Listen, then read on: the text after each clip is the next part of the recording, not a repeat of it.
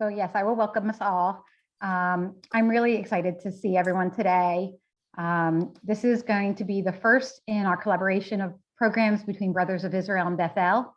And I'm really excited to see what's coming down the pike between the two synagogues and the adult education committees. Our next program in the series is called Jewish Views of the Afterlife, and it's going to be on March 29th at 8 o'clock. But I especially want to thank Elia Russ and Helene Geiger for collaborating and putting together these great programs. So now I want to introduce our speaker, Ruth Shapira. Ruth holds a master's degree in counseling from NYU and is completing her doctorate in Jewish education from Gratz College. She is trained as a Musar facilitator and uses contemplative techniques to foster spiritual growth. She has taught for organizations such as Limud North America, Cage Miami, the Musar Institute, Hadassah, and many, many synagogues. Please join me in welcoming Ruth. Thanks, Liz. You're Hi. welcome. I'll welcome Barry as soon as you get on camera. Hopefully you'll be able to get on camera. So the purpose of us meeting today is really to talk about wellness within a spiritual context. And why are we so, I'll speak for myself. These past 2 years have really 2.5 years. I mean, sometimes I can't believe that 220 is already so much in the past, but I'll speak for myself when I say that this has been a very odd holding pattern for us. And we've really endured a lot of anxiousness, anxiety, questioning, change of our lives, change of our patterns. Our insecurities come forward, our doubts come forward, and it's been pretty much relentless.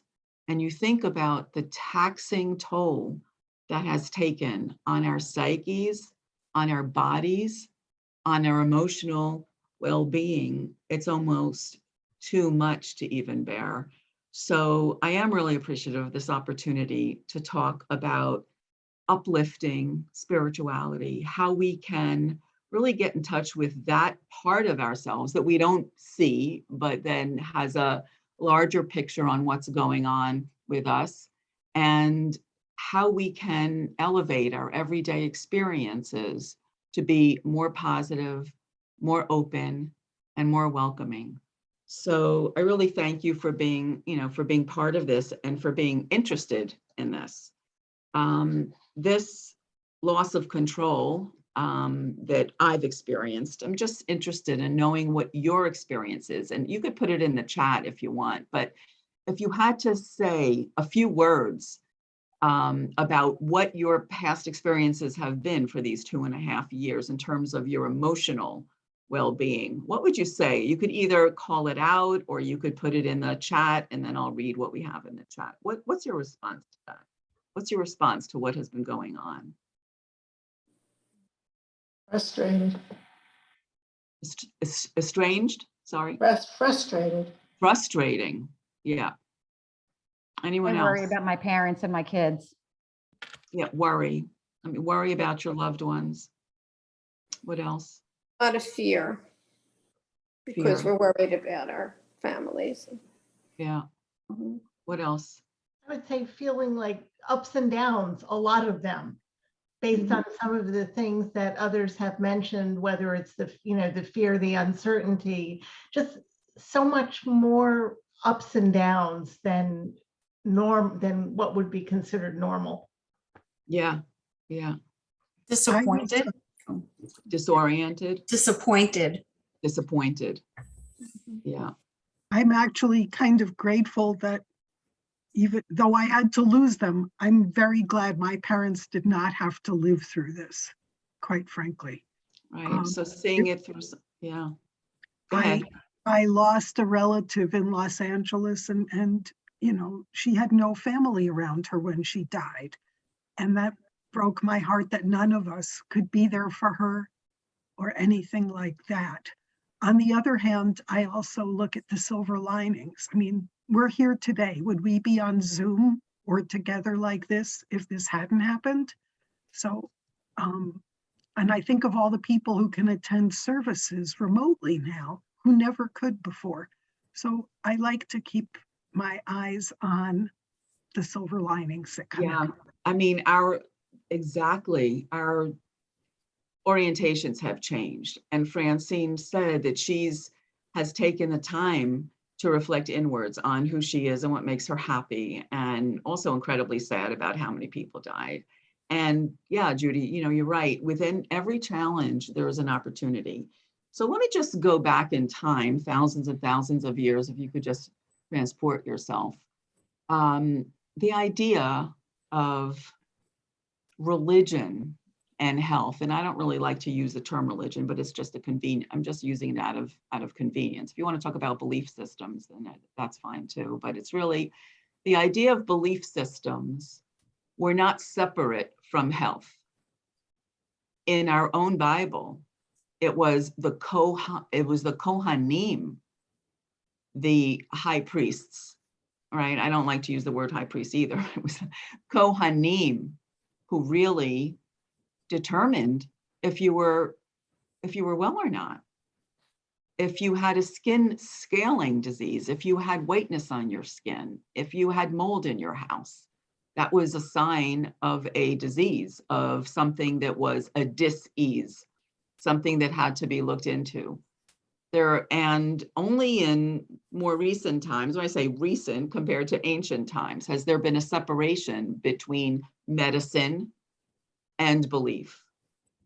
But in Judaism, the idea of wellness, the idea of body really goes back, thousands of years, and I'll be sharing some of that with you as well.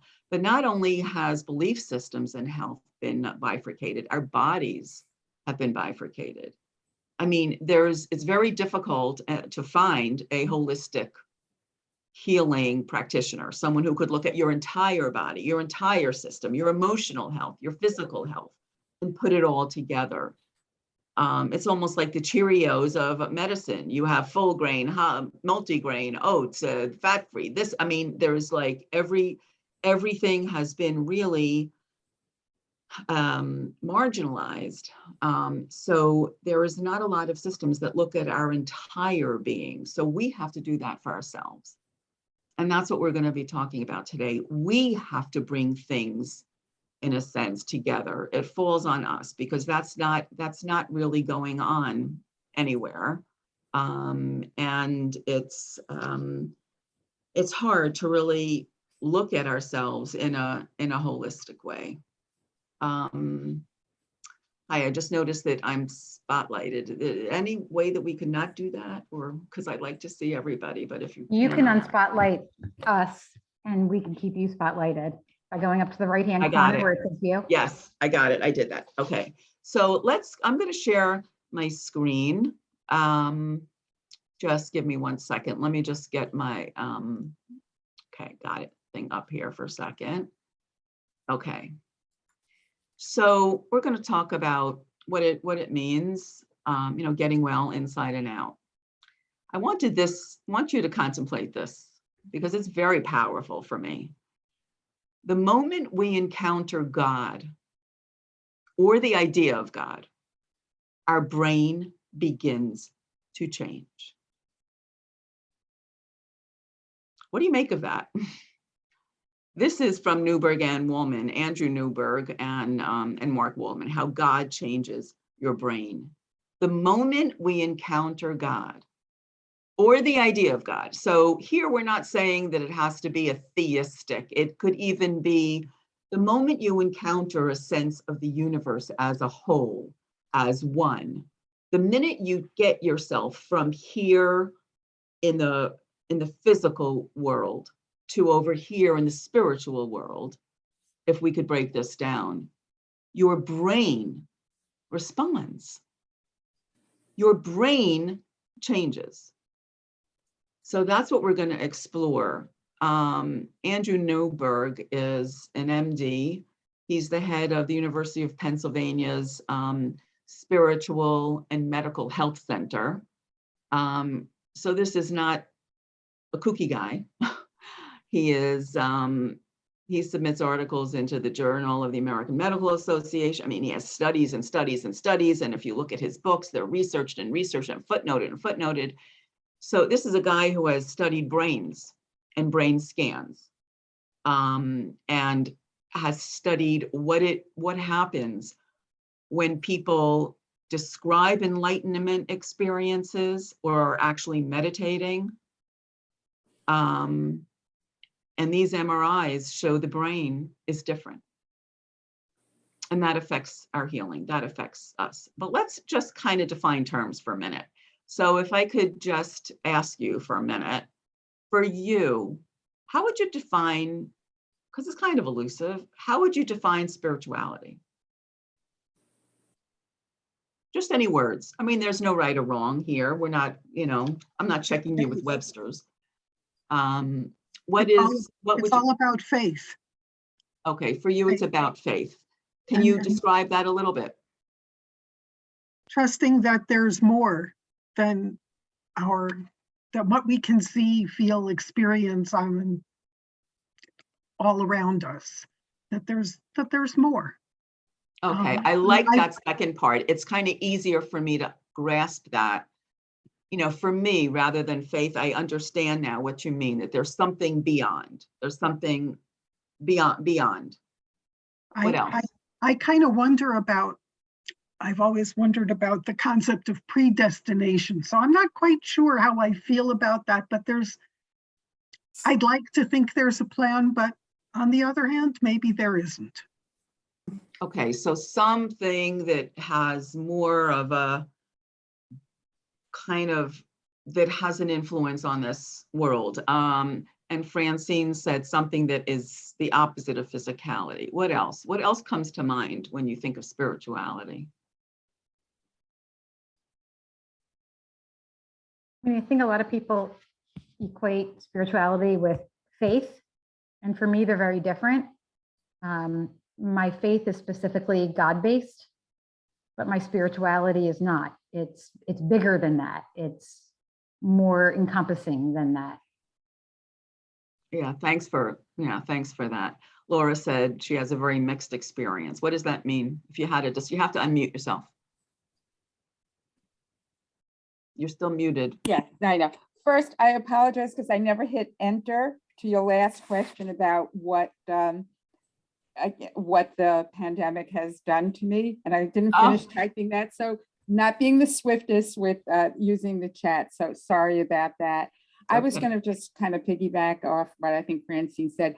To me, it's the depth of the human experience beyond pretty much what she said, the physical, the ego, just a deeper, thoughtful experience. And it's just very broad. I don't, limit spirituality, to faith or religion, but just that whole bigger picture. Okay, the big picture. It's hard, right? I mean, it's hard for us to get a handle on this exactly. We're speaking about, and I'll go into this later, certain spiritual vocabulary that we tend to use, but it's kind of hard to grasp. What else? What else do we get? We're getting a lot of good images, a lot of not defined by organized religion. So yeah. The thing is that, I mean, I could go in a different direction in this workshop, but I'm not going to. But, when do you feel spiritual? When have you felt spiritual? What fosters spirituality for you? And very often when I say us, I mean the collective us in North America. It's often not in places of organized faith practice. It's not often in churches. It's not often in synagogues that we get that spiritual feeling. Even if I'll ask a group of kids, when's the last time you felt spiritual? They'll mostly tell me about being outside and being outdoors. And so that is the challenge. The challenge is to bring that kind of spirituality into those spaces. And that is a challenge. But as I said, that's kind of in a different area. So Sandy is saying dedication, and Linda's saying inner peace and connectivity. Those are beautiful, beautiful words.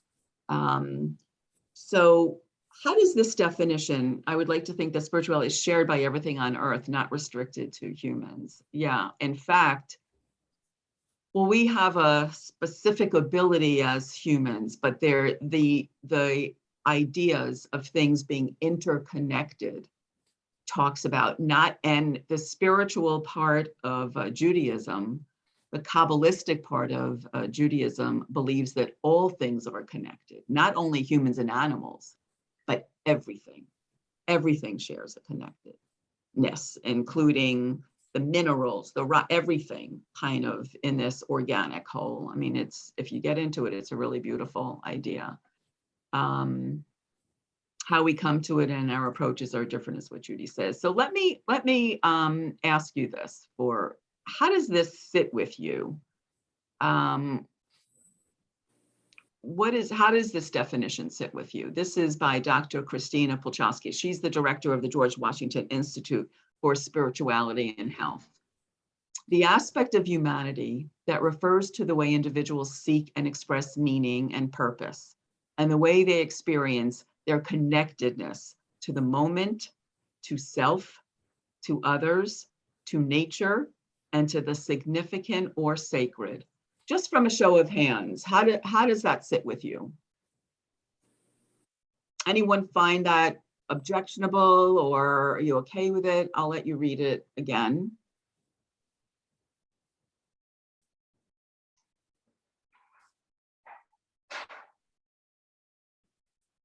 How does that sit with you? It is restricting things to humanity. Okay. What about and to the significant or sacred? It's still not doing it for you. How about the rest of you? How do you feel? You comfortable with that? It's almost like the words get in the way a little bit. It's, to me, spirituality is more of a feeling, and these are words. And so this is intellectualizing it a little bit for you. I'm not connecting with it. I keep reading it and rereading it, Yeah. and I'm just not connecting to it for some reason. Yeah, it is wordy. It almost takes us, as I think Helene was saying, it's like intellectualizing what we, I think for spirituality, what I heard is a lot of feeling. And what I'm seeing here is a lot of intellectual words. So let's just hold on to that. I like it though. But it does say experience their connectedness to and a lot of different things. I mean, I don't think it's wrong. I like, oh, sorry. No, yeah, go ahead. I like that there's action in there. You can take that to do action. And I like that it could give you a path, an action, a motivation, a direction. Wow. Okay. So there's movement Ruth, and there's can I purpose. just add the part that kind of stuck with me, just reading who, I mean, I don't know who she is, obviously, but I guess I'm kind of a little bit, I agree that the wordiness was a little much for me, but the connection to the health piece seemed to be a little bit for me lacking in that. Or Yes. just So like the personal wellness. right. Okay. Great. So let's now, how would you define spiritual wellness? You don't have to take that definition at all. Just for yourself, for you, what represents spiritual wellness? For me, I do think of body mind. I think of an integration that I would have of body mind, and I feel like a wholeness. I don't know if that's how I would feel. How about you? How do you see this as spiritual wellness? What is that for you? So Linda says peaceful. Thank you. Yeah. I think That's there is a interesting. peacefulness in that it's almost like a feeling of trust that I can relax, that I'm in good hands, that maybe those hands are bigger than what I can see or understand, but I feel as if I'm part and connected to this whole, and this is how things are supposed to be. That's beautiful. So we're using words like wholeness, we're using peace, we're using connectedness. Judy says wholeness is a great term. And we're going to come back to that. It's very interesting what you're saying. Any other responses?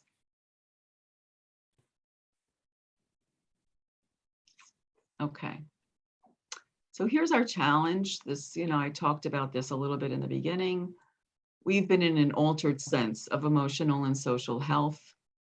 Our regular state, this is how we function regularly, is one of stress and one of worry. And as Sandy said, also disappointment. Sustaining losses of loved ones while still trying to get on with life as usual. We're kind of being in this grind of life as usual. The rates of depression, stress, and anxiety are extremely high and even worse. They were high before, imagine. Stress, anxiety, and depression are highest in our country than many other developed countries, and now it's even worse. At the same time, we're experiencing a crisis of Jewish meaning and belonging. We know this from all the Pew Foundation studies that have been done about how people feel about spirituality, about their, synagogue and churches, about religion. We are among the least spiritually engaged population in America. So those are, okay, I want to add, what Francine said about spiritual wellness, about feeling safe and hopeful. So this is what we're dealing with. This is what our challenge is. Ruth, Yeah. Ruth, Yes. how can someone find out or determine who would be the least spiritually engaged population? How do they make that determination? I don't understand that at all. Yeah, well, they generally survey thousands of individuals. They ask what their connections are, how much what do they think about spirituality? Are they at home with spirituality in their place of worship? Do they go to their place of worship? Do they feel fulfillment from their place of worship? And then they summarize some of the statements of that. But so then wellness, as we said, really engenders a lot of different thoughts of wholeness, connectedness, peace. These are some other words that you may add to the spiritual vocabulary: healing, having purpose. Judy mentioned faith early on, and Liz said, well, not for her, it's not really faith. So that's, for some people, it's very well connected to that. For some people, it isn't really connected to that. Having a sense of awe, what we call in Hebrew, yirah, ahava, love, and awareness. And you may think of other words that are not here. You could put them in the chat. If you think of words that you would love to see as part of your spiritual vocabulary, but are not here, I'd like to hear those. This is what Judaism has to say about our bodies. First this is from Deuteronomy. You shall take very good care of your bodies. One is obliged to refrain from all things that impair the body and adopt those elements that strengthen it. And this is the one that I love. It's by the Chafetz Chaim, who is a sage. He, really focused on how we respond to each other. But this is what he said: the entire Torah is dependent upon the mitzvah of taking care of your body. Think about this. This is really stunning. There's no language about laws here. There's no language about what our relationship is to the divine. There's nothing here about faith. There's nothing here about trust, but it's how we take care of ourselves. The entire Torah is dependent. Do you want to say anything about that? What do you think he means by this?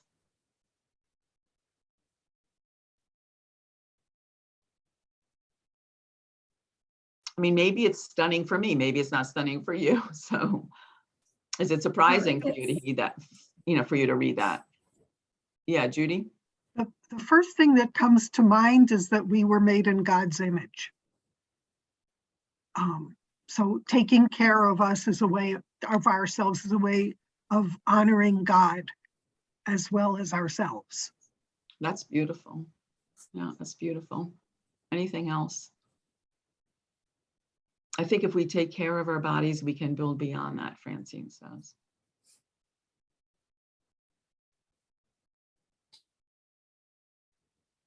I mean, it's really saying that we have to put ourselves first, because, and I guess what I would liken it to is v'ahavta l'reacha kamocha. You should love your neighbor as yourself, but you need to love yourself before you can love your neighbor. You have to take care of yourself. It's kind of like the oxygen mask on the plane, right? You have to give yourself oxygen before you give it to anyone else. You have to survive first. Otherwise, you're not going to be able to do any mitzvahs, any commandments. You're not going to be able to heal other people and visit them and help them be well, and if you're not taking care of yourself. So it's all dependent on that. That's a big responsibility, because sometimes we tend to neglect ourselves. Sometimes we come last. Sometimes we don't put ourselves first. And the Torah is telling us, you need to put yourself first. Nothing else happens unless you put yourself, your health, the care of your body first. Nothing else is going to happen.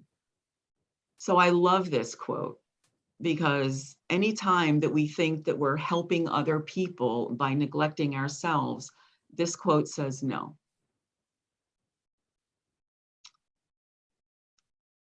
This is from Maimonides in the Mishnah Torah. Also the Middle Ages. He says the maintenance of the body to be in a healthy and sound condition is a God-chosen way. Therefore, it is necessary for a person to distance themselves from things which destroy the body and accustom themselves to do things that are healthful and life imparting. So this is not really about a maintenance program here, right? Maimonides is not suggesting that we just let things go. Maimonides is saying you have to be an active agent in taking care of yourself. You have to distance yourself from things that are doing harm. And at the same time, you have to pursue those things that are healthful for you and life imparting. So it's two things. It is being in denial of things that are, are not good for you, and also seeking health. This is the challenge that we have with spiritual wellness. Modern day clinicians regularly overlook dimensions of spirituality when considering the health of others or even themselves. So how does that factor in to health today? Why would you say that it's important to look into the dimensions of spirituality? Well, Ruth, some of this reminds me a little bit about what you said earlier about holistic health. We tend to think of taking care of ailing issues with our bodies. I have back trouble, for instance, I need to take care of that. Maybe you need to have surgery, but you were mentioning about functional physicians and looking at other dimensions and integrating the physical with how you feel, or how you take care of yourself, more than just going for a checkup or getting something taken care of. It's more than taking medications or getting surgery. The spirituality, or the overall whatever the issues for a particular person, that would make them want to take care of themselves and be, versus not take care of themselves. Something beyond just that regular checkup type see the doctor for I mean, some yeah. sort of problem.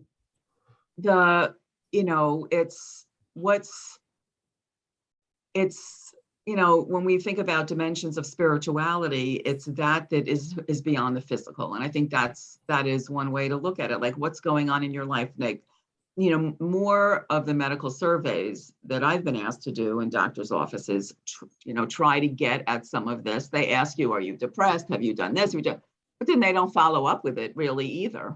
You know what I mean? So there is really a gap here, and this really speaks to it. The American Medical Association says more than 80% of U.S. medical schools currently offer training in spiritual care, but most physicians have not received such training, which is usually an elective course. So despite all the evidence we have that spiritual involvement improves patient satisfaction, those systems of collaboration between spiritual leaders and clinicians are limited. So what we know intellectually is very hard to really produce tangibly. This is still a big gap. In fact, there was not really research at all on the brain and its impact formally until started very, very a little bit in the 1990s. That was the first research. Of course, there was the Relaxation Response by Dr. Herbert Benson, and that was in the 70s. And Herbert Benson talked about how relaxation affects the heart rate, it affects breathing, it affects general well-being, but there was still a bifurcation between medical health and emotional and spiritual health until recently. So we are closing the gap. We are closing the gap. But again, these disciplines have been pretty much separate. And it's hard to look at ourselves holistically if our treatment areas are not really looking at things holistically. But let's look at what the dimensions of wellness are. It basically covers every area that we have. It covers our physical, our emotional, our social, our intellectual, environmental even, our vocational, our financial situation, and our spiritual situation. So all of these things contribute to our wellness. If the scale tips and any one of these things is off, it will impact us.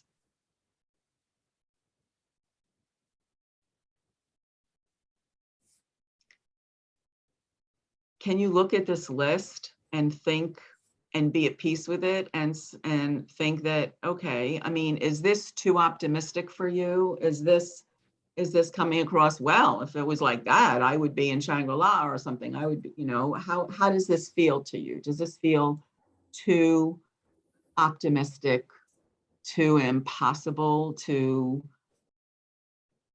even reach for?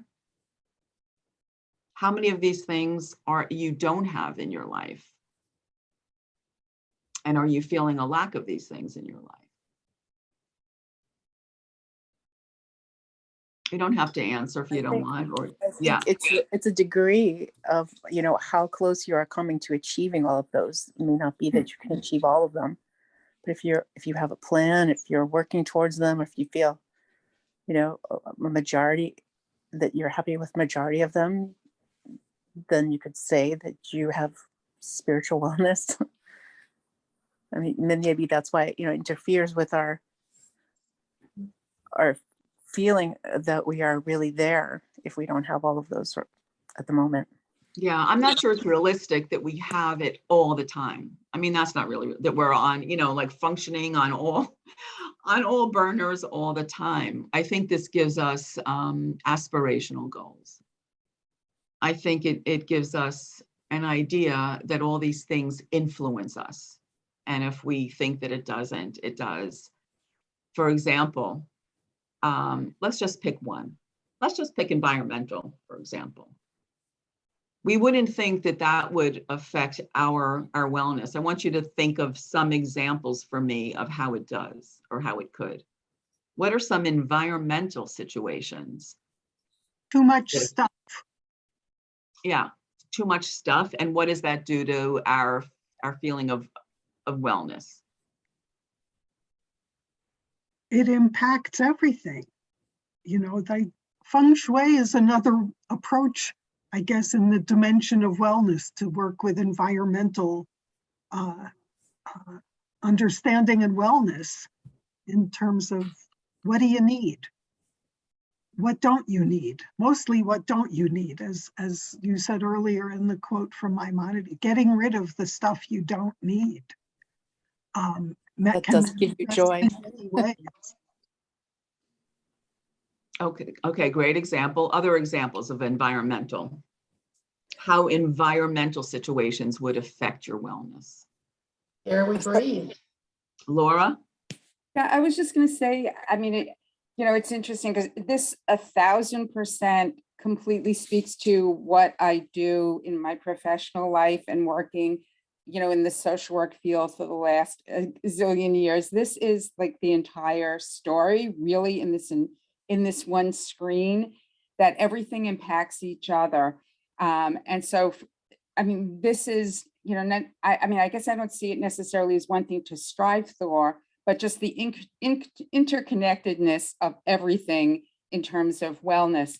And it's interesting, those are great examples of environment, our little home environment and the comfort. I guess I'm just broadening it to, everything from clean water to having enough food, like everything that impacts our health and well-being. So, I mean, I'm just smiling as honestly as I look at the screen, because honestly, this encompasses so much. Yeah. Thank you. What else? Environmental. I would say environmental for me is I don't have the TV on a lot anymore. It affects my wellness, listening to, and it's really hard not to, especially now with, Ukraine, but just listening to certain things I know was affecting my well-being. How much attention I was paying to the things, to the media around me in my environment. So that would be another example of how something that we think is not so significant, if we don't pay attention to it, can really affect how we feel. Anything else on here? I can tell you a story about an environmental impact on how one felt. Once I had an employee who was an artist, a graphic artist, and we went on an outing with our company to New York City. And for the first time, we took him to Times Square. He had never seen it before. He became physically ill because of all of the visual inputs. He just couldn't tolerate it. He became totally overwhelmed, and overwhelm, I think, is the word I'm looking for.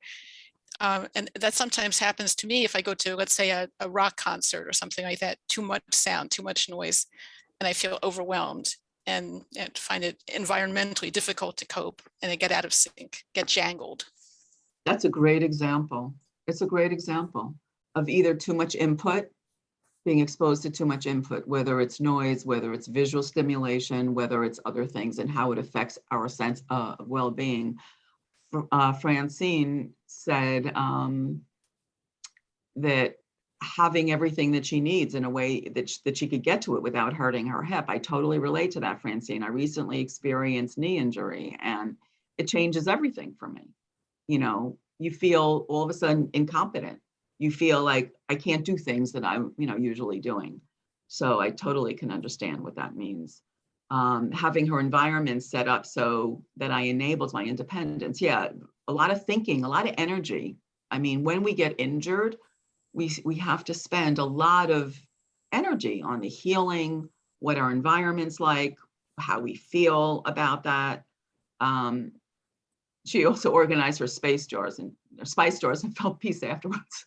Yeah. So, like getting a grip on things by doing actions and doing things really helps. But we just took one area.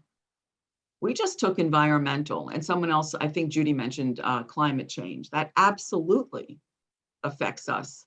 What's happening on the global scale of the environment, definitely I feel more anxious when, like, we had 60 degrees, great, wonderful. The next day was 30. And instead of being like, I thought, oh my gosh, what's happening to the climate, and then you kind of go and spin off into all these areas. So absolutely, these things really have an impact. And that's just one area. So we know that if we really spent a lot of time talking about each one of these areas, how that affects us, it affects us, our sense of well-being, it affects people around us, it affects our view of the world, it affects our overall optimism or our pessimism. All of these things really do make a difference. But contemplative practices like mindfulness and meditation predict an improvement in one's mood, empathy, and self-awareness. It's as easy as stopping to take a breath. It's as easy as that. I'd like to try something with you. Yeah, go ahead. I also find that being present in your life is really important. Like, instead of rushing around the house, the dog comes to you. He wants to be pet. He's a living thing. He needs attention. And by giving him attention, you're getting the feedback that you want to get from him as well. So being present in your community, being present with the people around you, even being present with your plants can make a difference in your life. Absolutely. Absolutely. I'd like to try something with you right now, if I can. You ready? Ready to try something different? Okay. So I'd like you to get comfortable. Have your feet on the ground and your hands on your laps with your palms up if you can. And either close your eyes or gaze down. And I'm going to ask you to just like go on this experiment with me. And just quiet your body down, quiet your mind down.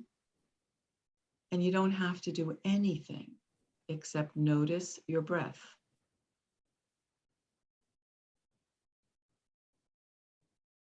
And as you notice your breath, notice your chest rising with each inhale and collapsing with each exhale. Experience your lungs filling with air and then releasing that air. You have nothing to do right now, but just notice your breath.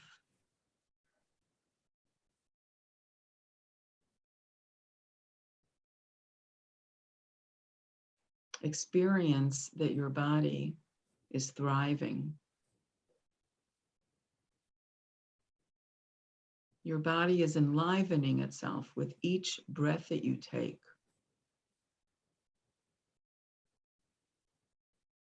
The oxygen is feeding every part of your body, every cell in your body is alive because of your breath.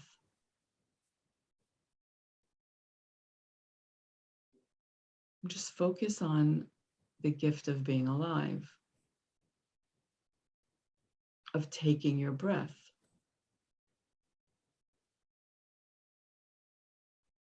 Just continue breathing in gently and out gently.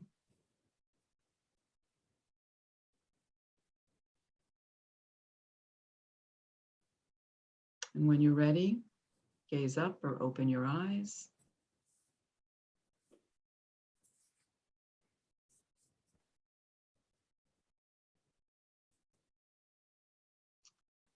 You just gave yourself a gift. You changed your brain. You changed the neural pathways in your brain from that simple pause of taking a breath. And sometimes that's all we need to do. We just need to carve out that time where we're putting a stop, saying, okay, I'm going to pause. I'm going to hit the pause button. I'm going to take a breath. I'm not going to think about anything. I'm not going to worry about anything. I'm just going to experience my own body and the gift of life that I have. Have you done breathing exercises before? And if yes, what was that? If not, what was this like for you?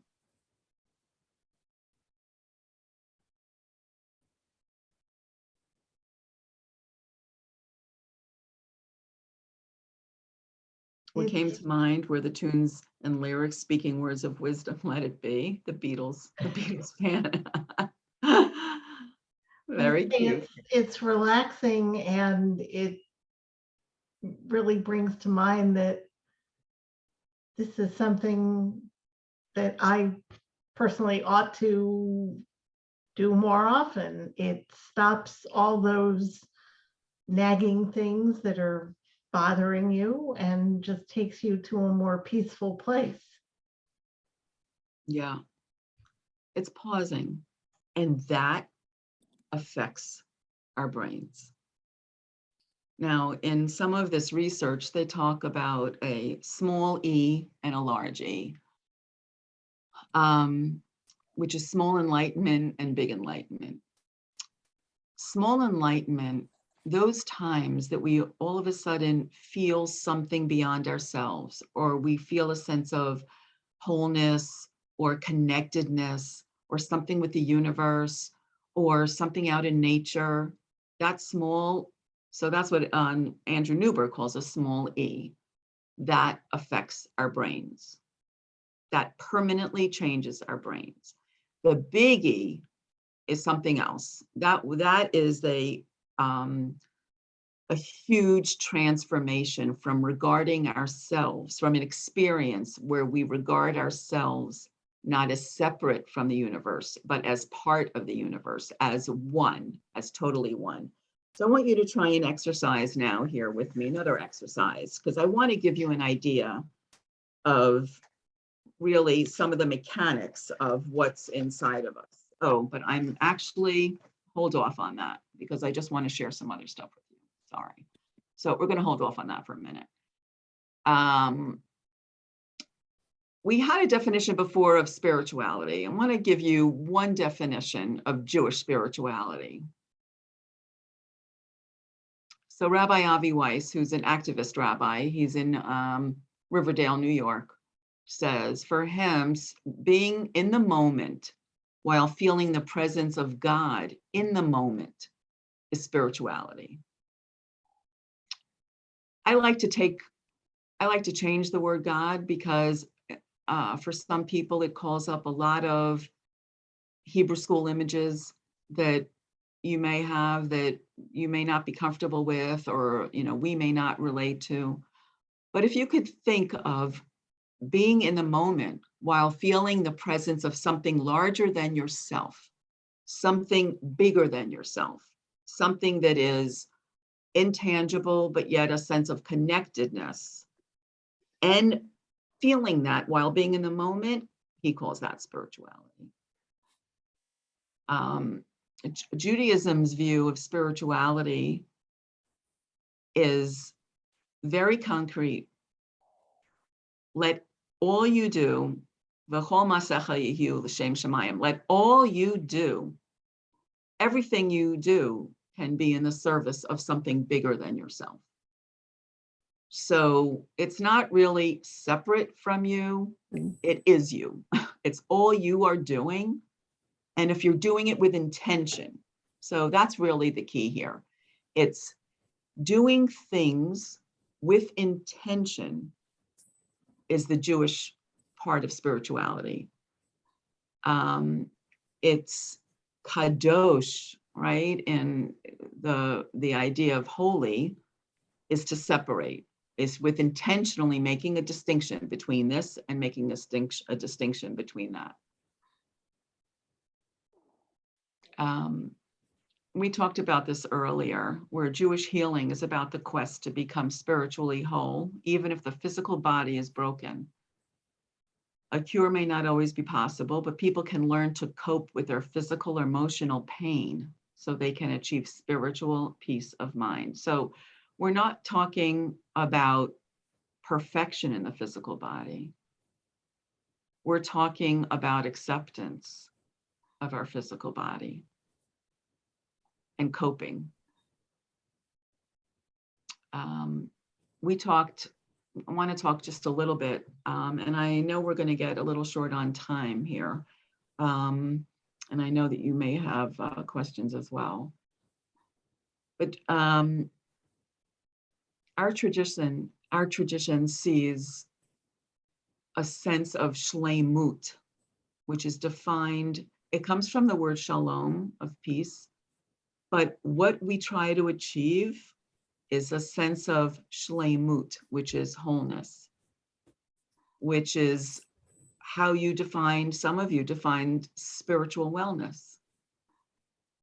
It's a sense of wholeness between your mind, your body, your soul. Everything is operating with a sense of integrity and a sense of wholeness. And that's defined as your insides are matching your outsides. And by that, I mean, whatever your intentions are to be a full and loving, welcoming, generous person, that your inside feeling for that is matched by your outside actions. And that affords you a sense of wholeness, a sense of shleimut. That's really what we're after. We don't always get there, right? Things get in the way. Our families, our anger, impatience. We don't always do the right thing. We may think about the right thing, but not always do the right thing. So that's what we're after. It's an aspirational goal. This is what I would just want to try with you. Do we have time for me to do this exercise with you? Okay. So this is incredible. So what happens in the brain when there's enlightenment? I want you to take your right palm, your right hand. Imagine that you have a walnut in there. Just imagine you have a walnut and close that walnut in your hand. That walnut is your thalamus, okay? That walnut is the communication center of your brain. Okay, you got it? Okay. Now, the thalamus, that walnut is where everything goes through. Okay, now take your other hand, match your thumb and spread your other fingers apart and put it over your fist. So you have your right hand, you have a walnut and you're closing it. Take your other hand, match your thumb and put it over your other hand. Yes, you got that? Mm-hmm. Okay. The forearm, your forearm from your right hand is your spinal cord. This is your brain. Okay, this is your brain. And imagine your brain has layers. It's multi-dimensional. There are like layers to it. But just as your hands are not separate hands, even though I'm going to go to an image of the brain that's going to show you sections, it's really not like sections, right? Everything in your hands are connected. They're just like layers. You have that walnut in there, then you have your hand over it, then you have the other hand. So that's really what's happening inside your brain. All of the major lobes in your brain are on your left hand, laying on top of your right hand. Okay? That's what's going on in your brain. So the parietal cortex, or the left inferior parietal lobule processes spiritual experiences. That's what's activated. That part of your brain is activated whenever an individual becomes aware of themselves. Sorry, I should have written themselves or others. So imagine, whenever you think about yourself objectively, whenever you think about you, do you understand what I mean by that? Yes, yes, yes. So whenever the you thinks about the you in an objective way, right? Oh, you should, not in a critical way necessarily, but when you think about yourself, and when you think about others, this area of your brain gets activated and permanently changes. The thoughts you have, as I put that quote in the beginning, when we think about God, your brain changes. And again, let's take, I hope God will forgive me. I'm taking your name out, but it's whenever we think of something greater than ourselves, some spiritual part of the universe, the part that connects everything together, the part that we know is beyond ourselves, that activates the brain. That activates the neural pathways. So Ruth, I think Yeah. that we kind of do that every week when we say the Mishaberach, do we not? Yeah. We're doing something like that. And also, when you say the brain changes, can you explain how? I mean, what does it mean when the brain changes? Is that good? Is it bad? Is it what? It's very good to have the brain create more neural pathways. That our brains have incredible capacity that we don't use. And when we engage in different activities that are stimulating to the brain, it contributes to brain health, which contributes to our overall health. We are now seeing in the year 2022 how the brain is an incredible receptor, and it both receives and gives and receives and gives. And that's not the way we were looking at the brain years ago, right? But it's a dynamic process. And this quote, if you contemplate God long enough, something surprising happens in the brain. Neural functioning begins to change. Different circuits become activated, while others become deactivated. New dendrites are formed, new synaptic connections are made, and the brain becomes more sensitive to subtle realms of experience. Perceptions alter, beliefs begin to change, and if God has meaning for you, then God becomes neurologically real. That's a lot to take in. This is from How God Changes Your Brain. So, and again, we're talking about spiritual wellness. I don't want you to get stuck on the notion of a Hebrew school God or even biblical God, because even Rambam says that we should not take the Bible literally. So we're talking about those feelings that we get that something else is connecting everything. And when we think about even the simplest things on that level, and we hit the pause button, let's say, and we think about things in a very different way, our brains respond. Our brains respond. Want you to just see some of these quotes. The felt oneness, when he's talking about the oneness with the universe, is ontologically real. This blew me away.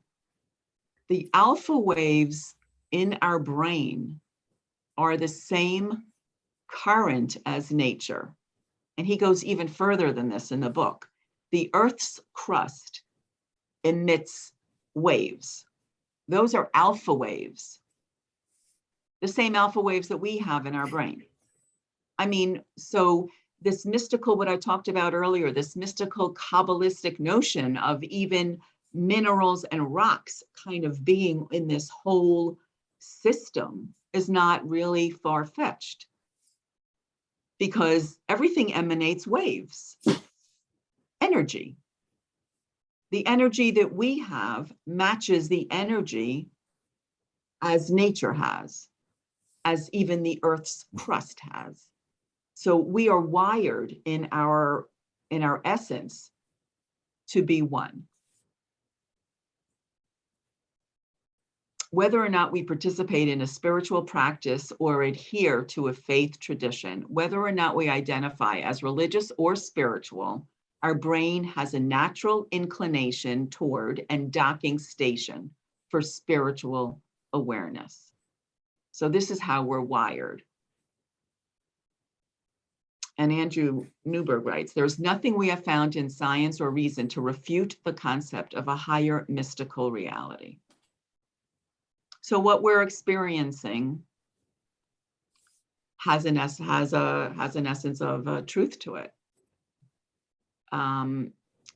Religious and spiritual beliefs and practices help prevent many physical and behavioral health challenges, reducing both symptom severity and relapse rate, speeding up, enhancing recovery, as well as rendering distress and disability easier to endure. This is just pretty, compelling. These are levels of awareness. I'm just going to highlight these two. Self-reflective awareness, even with that breathing exercise, this is what changes the brain. This level and this level changes the brain. The others are just how we operate, making decisions like cooking up a new recipe, instinctively waking up, going into the kitchen, that's habit. That doesn't influence the pathways, the neural pathways that we're talking about. It's the self-reflective awareness and the transformational, that big E that I was talking about. So Judy, this is related to what you said, this is pretty shocking. I repeated this here just because it had 74,000 participants. The studies that I looked at that had 102 participants, 200, I don't know, I'm very cynical.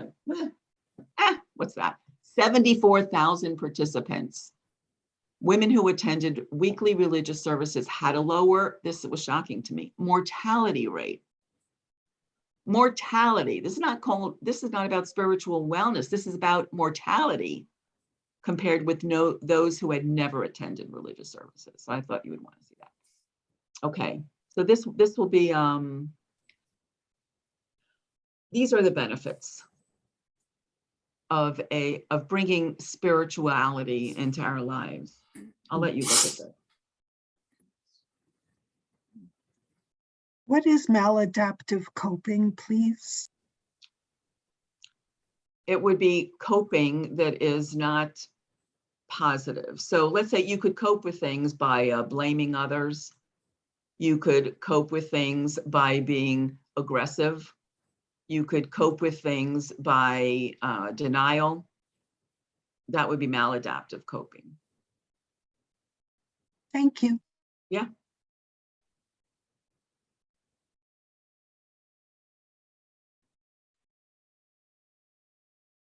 Okay.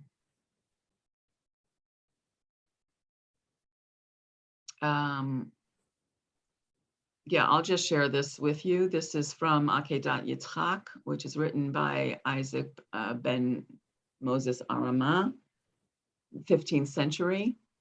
A person achieves success in these realms: the soul's benefit and success, which is connecting to a greater purpose. And this is the purpose of everything.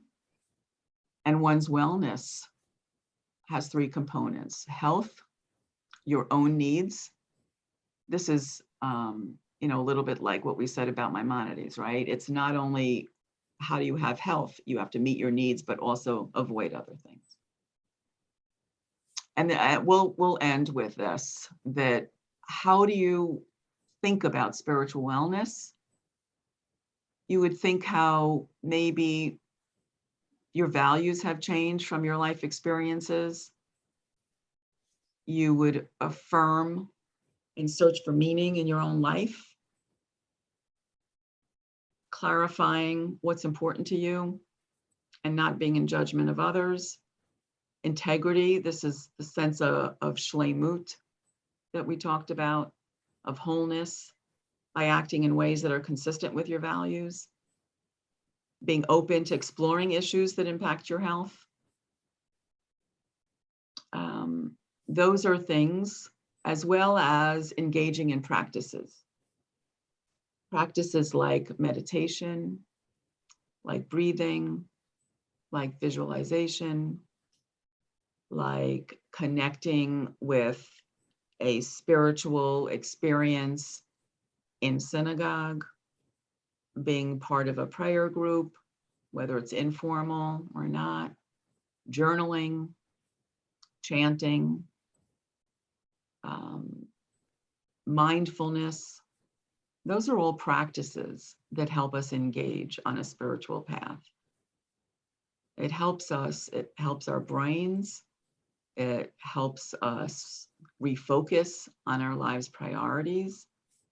It brings a sense of the spiritual into our lives. These are just some resources for Jewish spiritual health.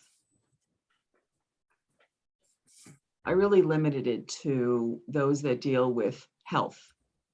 There are a lot of spiritual organizations like the Institute for Jewish Spirituality or the Musar Institute, but these are the ones that really focus on health.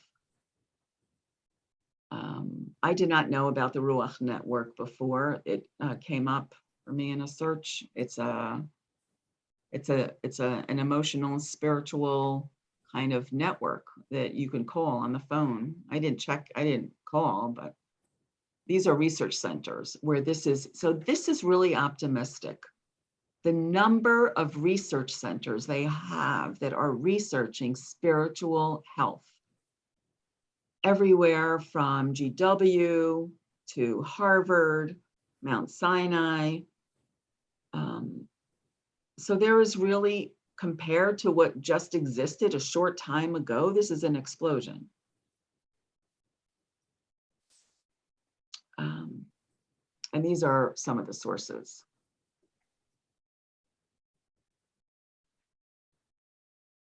So,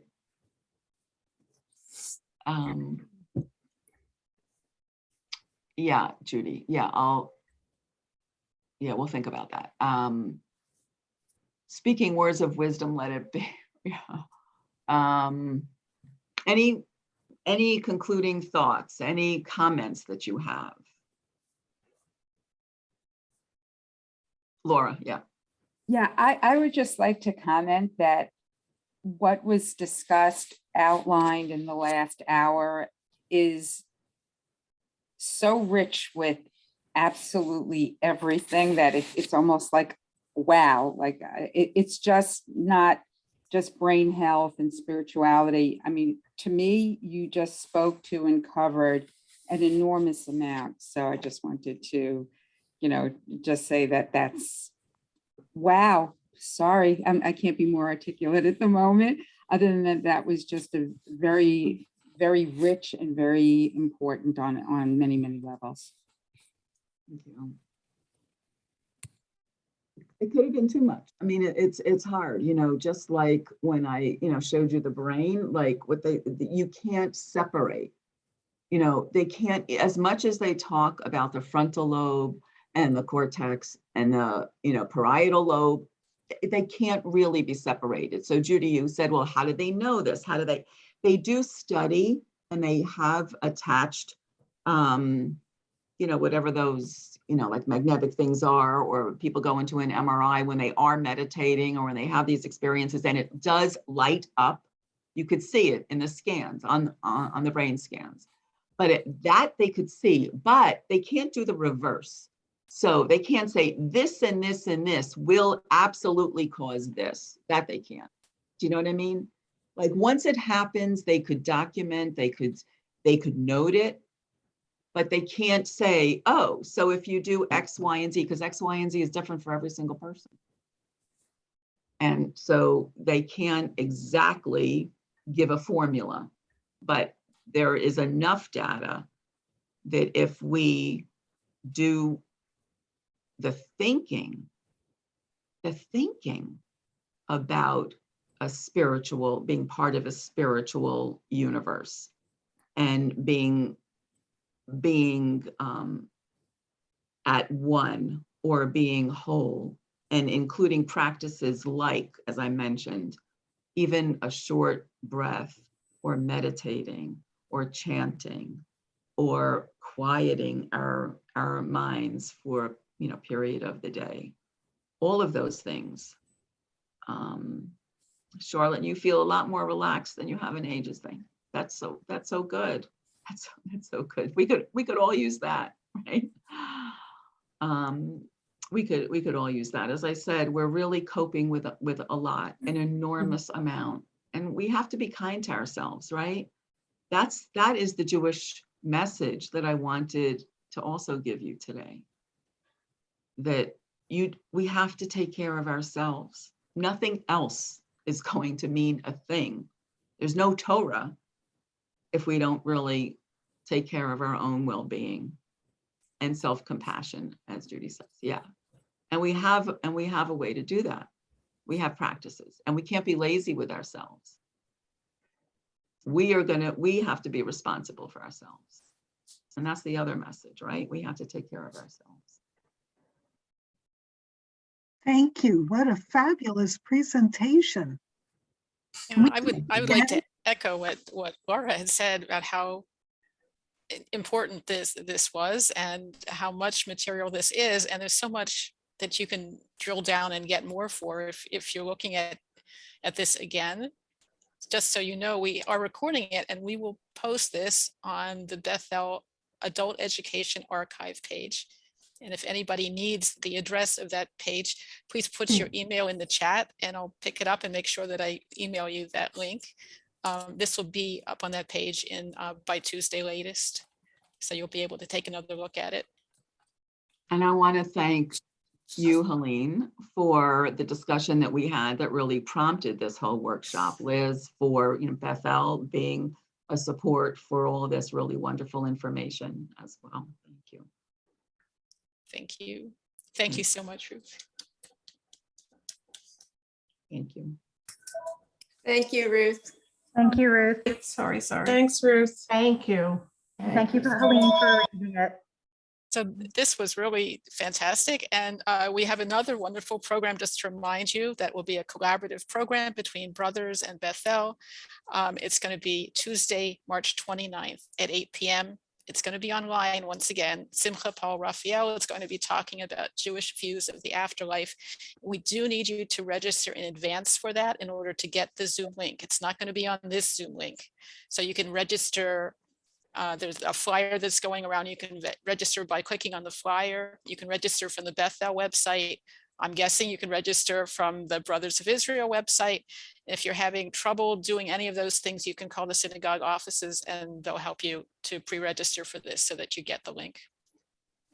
Thank you. Yeah, by the way, I should also say that if you want a regular newsletter that is more spiritually inclined, you can go to my website, innerjudaism.com, and just subscribe, and you'll get the newsletter in your inbox 2 times a month, about 2 times a month. It's a fantastic newsletter and a fantastic website. Thank you. Thank you so much. And thanks everyone for coming out today. Thank you. Be well, everybody. Bye-bye. Bye-bye.